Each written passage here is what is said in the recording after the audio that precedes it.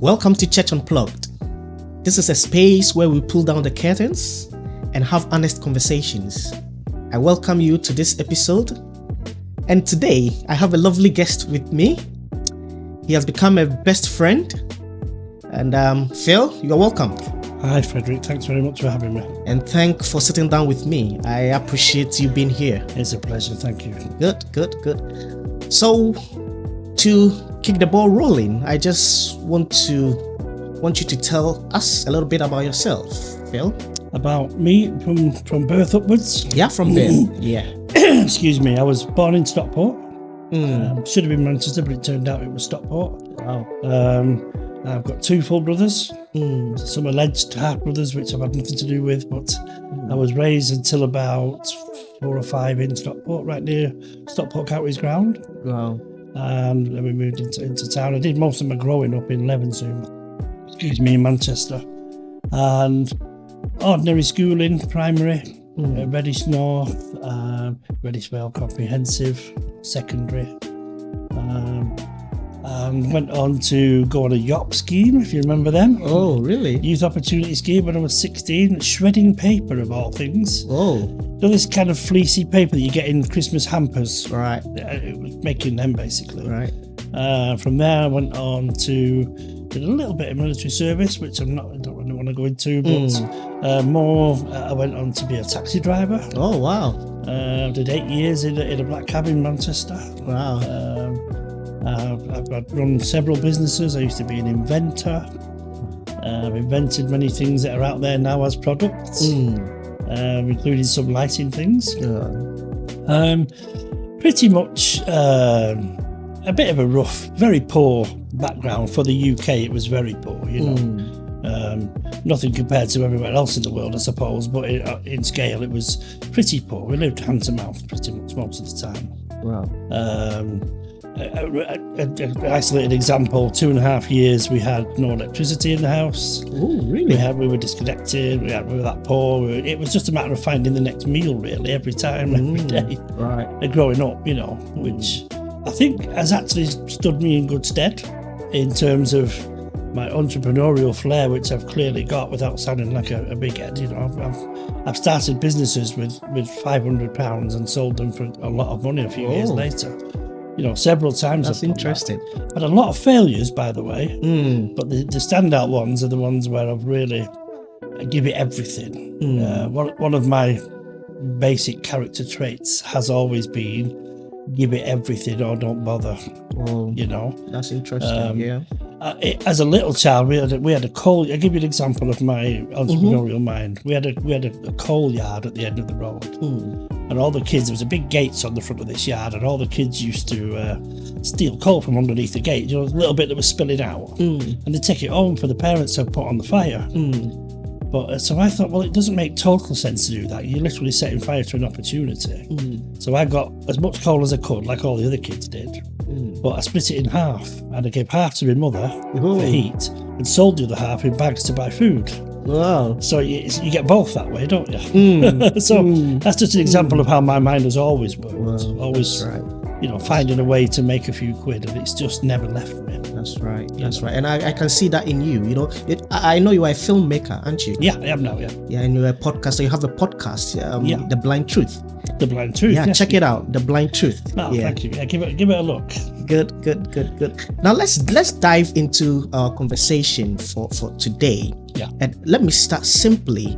You know, when you say you are an atheist, what does that mean? To me, I think it means a different thing to different people. But to me, it means I don't believe there's a God, any God, of any description. I don't think there's anything. I don't believe in spirits. I don't believe in ghosts. I don't believe in anything. I believe when you die, you get what you had before you were born, which is nothing. I truly believe that, and we're just a mammal. We're just an inhabitant of this planet with many other animals, and I think that's it. And I think I just can't believe it. I can't believe. Is it that you don't have believe in anything, or you don't have belief in just God? I don't believe in anything that doesn't present me with real, tangible evidence. Real evidence. No, I've had this conversation with a few other people. I've told you before, Frederick, I've been to church for a couple of years. I've been to a mosque for a couple of years. I've been to a synagogue for 18 months or so. And I found nothing in any of them. And I was really reaching out. I was desperately hoping I was wrong. But I just don't feel it. It's not there. And nobody's ever proved me wrong. No one's ever proved to me that there's a God. And there's too much evidence against there being one, or several, or whatever. So does atheists live by the axiom that seeing is believing? Yeah, kind of. Yeah, I suppose so. But at the very least, hearing is believing. Just something where there's no way it could be wrong. Absolutely. If someone shoots me, I know that guns and bullets exist because I've got the evidence, right in my body. Just as a weird example. But anything really, anything. I know this table exists because it's there. Where it is, I can touch it. It's there. Okay. And this mic stand, it's real. The cameras, they're real. Okay.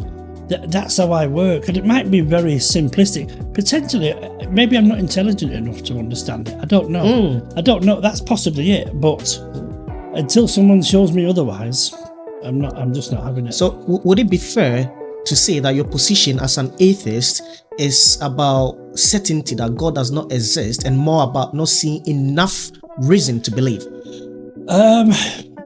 Not seeing enough. I'm about to turn 60 next week. Actually, it's my 60th birthday. Oh wow! And happy birthday in advance. Thank you, sir. So ahead of that, 60 years, 6 decades, and I've never seen a shred of evidence. Never.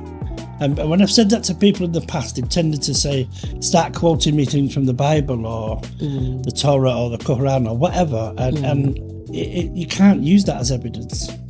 It doesn't stand up as evidence. So to me anyway, I mean, why if there's a God, let me give you this as an example. This is part of my train of thought. Okay. If there's a God, why has he made it so difficult to believe him? Why, if he's all powerful, all singing, all dancing, all everything, all magnificent, why didn't he just make sure that we all knew instead of leaving it open to question? There's this thing about him building the earth in 6 days or something and resting on the Sabbath or the 7th or whatever. If you could do that, surely you could just make sure we all know he's there 100% and take all ambiguity out of it. Anyway, my viewers, I told Phil that I'm not going to debate him today. I just want to give us the honest opinions about being an atheist, and I want to promise you that there will be an episode where I will sit down with Phil again, and I would want to give him all the evidences that he wants to see. That'd be great. Yeah, good. Yeah, that would be fantastic. So Phil, I want to say, or should I ask that, was it something that triggered your atheism? Have you always been an atheist? Always. From your birth, from your... Yeah, my mum, bless her, had a kind of religion, I suppose, borne out by the fact that when she passed away just a couple of years ago, 3 years ago, she left me a gold cross on a chain. That's the only thing I got from her, and it's all I wanted. I didn't even want that, to be honest. All right. But I think that was her way of saying, think again. So, because she told me a few times throughout there's got to be something, but she never, bless her, she never forced it upon us. Okay. I've not been baptised or anything like that. I got baptised when I visited that church that I spent a couple of years at. Okay. But I had to... Was it baptism by immersion? Or? Yeah, it was, and it was nice, and it was a very pleasant. I loved the people there, and I mean, if I'm really honest, I wasn't that keen on the pastor. He did a few things that I found very, very. Tell me about it, Phil. There was one time, and he'll watch this probably, and I'm not disrespecting him, but this is a fact. I won't name him. There was a time in the winter where we were going to the church. It was around about this time of year, around about Christmas time. It was very, very, very cold. It's a few years ago now. It was really bitterly cold. And when I arrived at the church, I was surprised to see all the rest of the congregation, all of whom knew me now, and I knew them, and Right. I'm like, why are you all stood out here? Oh, the pastor's not ready yet. And I thought, these are people, generally speaking, 60, 70, 80 years old. He's got them stood outside in -5 degrees. And he's inside preparing himself. So I knocked on the door, and we had a bit of an argument actually. Because I said, let them in. And he went, no, I'm not ready yet, and you don't tell me what to do. I said, no, listen, these people, you're supposed to love these people. You're supposed to care about these people. Right. This is meant to be God's house, as you call it. So let them in. They're freezing. They're absolutely perishing out here. Pensioners. He didn't like it. He didn't like being told at all. That's right. And he didn't let them in either. Even when it was pointed out to him, I think he was... And I actually said to him that day, if that's your religion, you can keep it. Because I love people. I've got a huge heart of empathy and sympathy and consideration for other people. And you don't need to be religious to have any of those traits. And I think if there was a God, if there was, I'm closer to him than he was. Because I was caring about these people. Right. I was really upset by the fact that he wouldn't let them in. Right. And it was another 20 minutes before he let them in. It was absolutely freezing cold, these people. I think that's disgraceful. So, should I say that when you see these mean behaviors going on in Christianity or in any other religion, or should I say atrocities, it makes you more stiffened with your position as an atheist? It does. It does solidify it even more for me. But worse than that is when I see these things going on in the world, the Catholic Church, the sexual abuse and all the rest of it. And when I say to people, that the churches abuse children, they automatically think I'm referring to sexual abuse. There is some of that, but it's not just that. When you get a 5-year-old child and raise your voice and look at them and say, if you don't do this, you're going to hell, that's child abuse in my opinion. Right. It really is. If you threaten a 5-year-old child in any other walk of life, that wouldn't be acceptable. So why is it acceptable for a priest or a vicar to do that, or a pastor or whoever, imam, whatever, rabbi, doesn't matter which. If you shout at children like that for not doing what you want them to do, then that's child abuse in my opinion. And if you don't mind me saying, I also think that religion generally should be taken out of politics. Really? It should be taken out of school. Because most people, again, my humble opinion, people become religious-based people, adults, because they've been indoctrinated from 5 years onwards, going to school, forced to sit up, sing hymns, go to this, go to that, be baptised, be dunked in the water, all that stuff. So are you saying that they should be given the freedom to choose right from the beginning 100%. whether they want to be atheists or they want to be Christians or Muslims? Well, yeah, yes, but don't even tell them. Right. Because I believe, and this is one of my very deepest mantras, okay? I believe if you got 20 children on a desert island and never ever interfered with them in terms of, they've got what they need to survive, but you don't give them any other information about the rest of the world, there would be no racism, no sexism, and no religion. There wouldn't be any, right? In my opinion, because you get children this big and you're banging it into them constantly about God, about this, you have to do that. They tell you what you can eat. They tell you who you can sleep with. They tell you, they try to rule your life. I mean, in the Jewish faith, you can't use electronics on a Saturday. I mean, what on earth? What? They're all running major businesses, but they won't switch on a light bulb because it's Saturday. And the way some Muslims kill the halal thing, I think is absolutely disgraceful. I really do. And when I went to the church for the 2 years, the very first day I walked in, I was told, and all three major religions said roughly the same thing to me. Right. If you're gonna join us, there's only one God, and that's our God. If you don't believe that, you don't belong here. Really? Because I was an actor at the time, before I had my own film studio, I was an actor. I was told you mustn't work with homosexuals. The acting world is about 70% homosexual. What was it told to you by Christians? The same pastor I was mentioning before. Okay. He told me you can't work with homosexuals. No, we can't condone that at all. What's it got to do with him? What's it got to do with anybody? You know, I don't think gayness is something that you choose. I think it chooses you. I think it just is what it is. You know, you made mention about you don't want anybody to tell you what to do, what to eat, who to sleep with. Yeah. So can I say that, you know, atheism is all about the freedom to do whatever that you want? Within the law, yeah. Okay. Yeah. Right.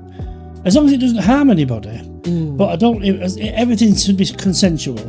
And as long as I say, if you don't harm anybody, then and it's not against the law, and the law is something that we've all had a say in by voting in the people, very often the wrong people, as of right now especially, in my opinion. But we voted these people in, we've given them power. They govern by consent. We have to consent. You know, we just do. And if they make the laws, and I believe in democracy, so there's got to be some things they want to do that you don't agree with, but you have to sort of wipe your mouth and get on with it because you voted these people in. But who voted for God? Right. So Phil, has there been ever a time in your life where you were searching for answers, or you were searching for God? Yeah, there was. Did you find him? No. Hence the three major religions that I attended. Right. That's what I was doing. But before we go into that, tell me about the experience where you were thrown out of church. Yeah, I was I was a teenager, and I was full of questions. And my mother never pushed it on us, as I say. But she did take me because I asked to go to have a chat with a priest. Because I'd been reading the Catholic Bible a little bit, not loads, a little bit. And I came across a section, I think you quoted it earlier, but I don't know, did you say it was in James? Yeah, right? yeah. According to the Catholicism, thinking about doing something is just as bad as doing it. So, and then I come across this thing about chastity, and a Catholic priest has a completely chaste life. The whole entirety of his life is in chastity. And I mean, especially me being a 13-year-old boy, I couldn't believe that anyone could do that. You know, it was incredible. And I was desperate to ask this guy, was it true? And I wanted to look him in the face. And see for myself if I thought he was telling the truth or not. So I asked him about sex, and he said, "I've abstained my whole life. I'm chaste. That's what we do." So I said, "Well, I can get my head round it just about. You do seem quite convincing." I said to him, his name was Andrew actually, and I said, "But surely you've thought about it at least once." And he said, "Well, I wouldn't be human if I didn't." So I said, "Well, according to your Bible, that's as bad as doing it, so you might as well go do it." And he threw me out. He threw me out. Yeah, well, he didn't bodily throw me out. He said, "I think it's time to leave." And I said, "Why can't I ask you questions?" "Well, you can." I said, "What, certain ones that you're predisposed to answer in a certain way?" "No, I want real answers off the cuff without you having to go and research them first. And you've given me your answer. You have thought about having a sexual encounter with a woman, I assume.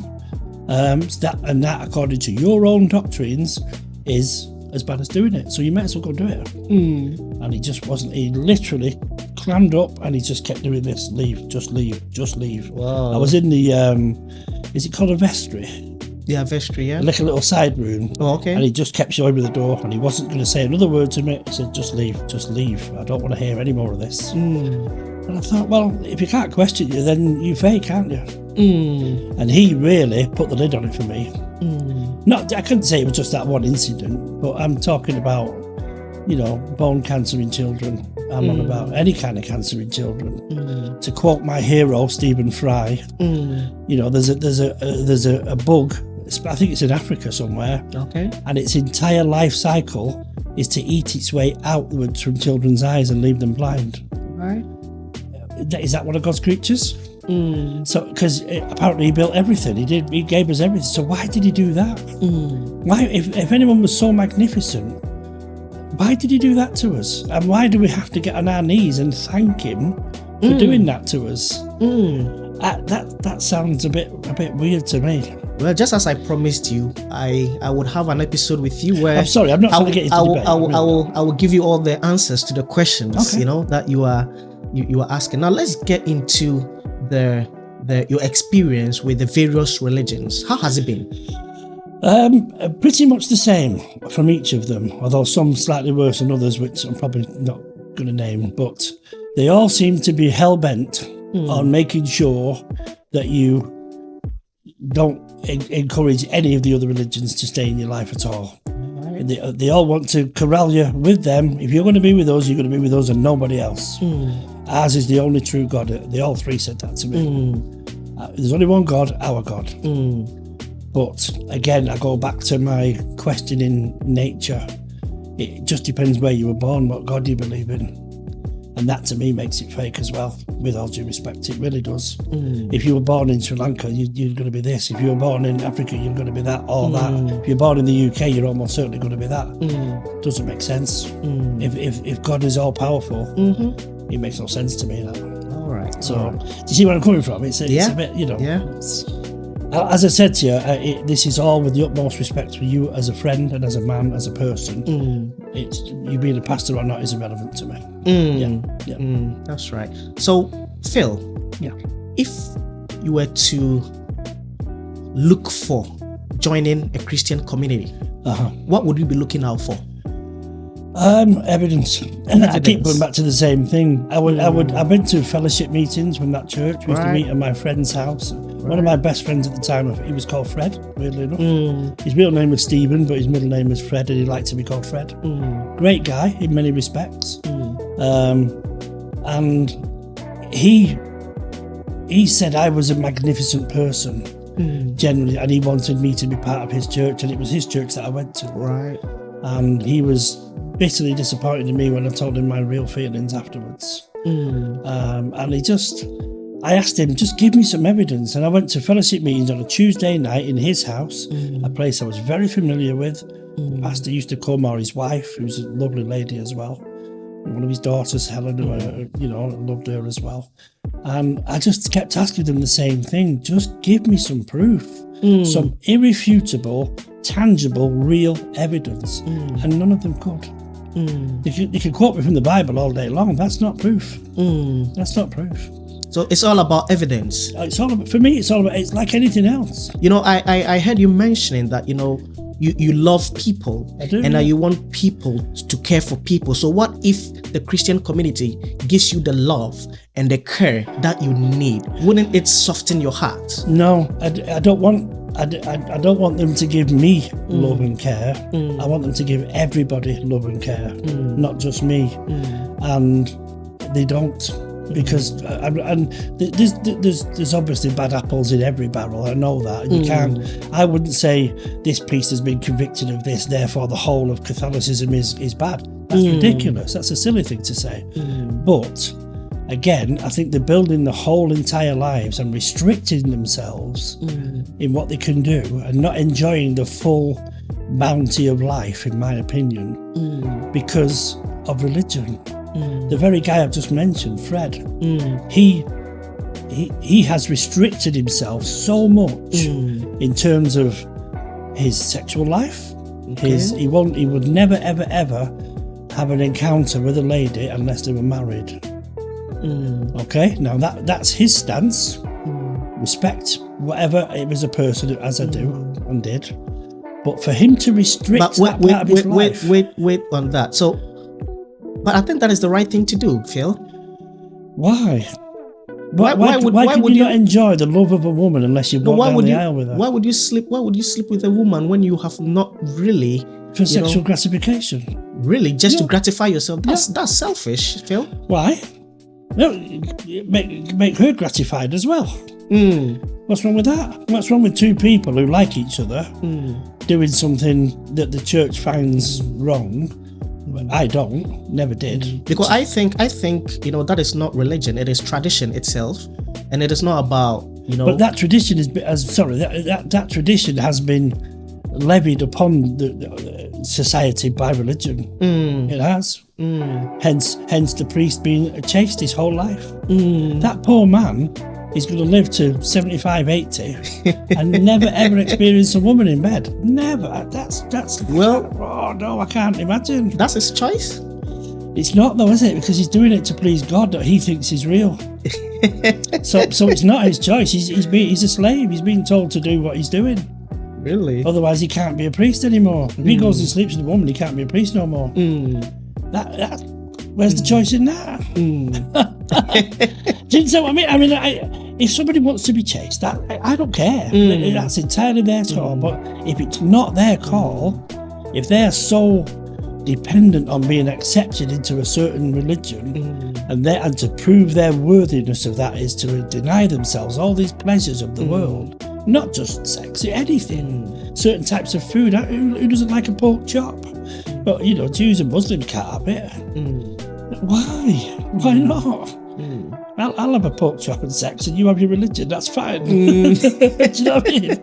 That's interesting, Yeah. Phil. I mean, I've had 7 children with 4 different women. With 4? Why?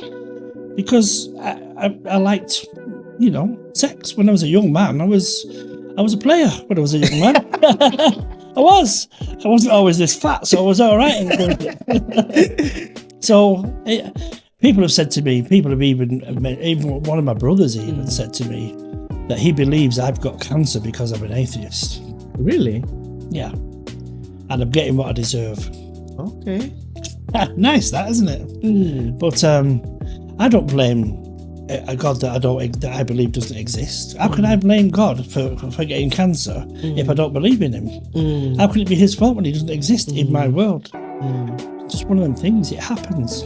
My blindness. I'm slowly losing my vision, and I've already lost my driving license, and I've already lost. So if your cancer was to be healed, who would you attribute it to? Medical science. Medical science. Yeah. Right. The Laurel Suite have looked after me very, very well. Yeah, they really have. And so has Salford Royal, and especially the Christie. I had a stem cell transplant. I was told that my prognosis was probably 2 to 4 years at best. When I had the transplant, they told me, now you'll probably get 20. So that's medical science that's done that. Yeah, of course it is. Well, Phil, I've really enjoyed this conversation, and I appreciate your honesty. Not because I agree with everything that you've said, of course not, but because it helps expose, the gaps that what churches think they are communicating and what people actually really hear. This is Church Unplugged, and Phil, thank you very much. Thank you for listening. I'll sit down with you again, and then we will have this lovely debate. Lovely. And I'm going to give you all the evidences. If you give me evidence, you will be my hero forever. Trust me, I'll give it to you. Thank you. Thank you. Thanks very much.